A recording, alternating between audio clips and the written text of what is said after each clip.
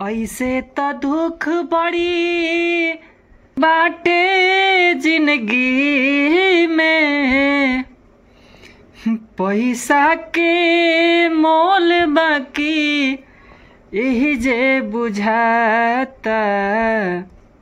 निर्धन के रोग जानी दी है विधाता। अरे निर्धन के रोग जानी दी है विधाता। ऐसे त दुख बड़ी बाटे जिंदगी में, पैसा के मोल बाकी यही जे बुझाता। निर्धन के रोग जानी दी है विधाता। निर्धन के रोग जानी दी है विधाता।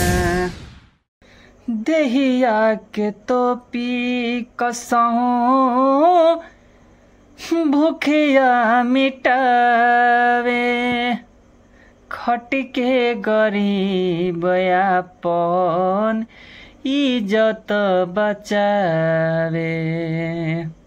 देहिया के तोपी कसहूं भूखिया मिटावे, खट के गरीब अपन इज्जत बचावे।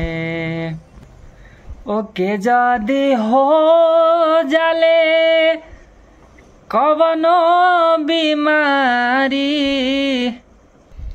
बिना रे इलाज के एने ओने चिचियाता।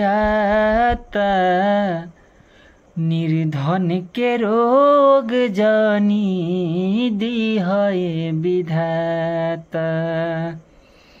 निर्धन के रोग जानी दी है विधाता।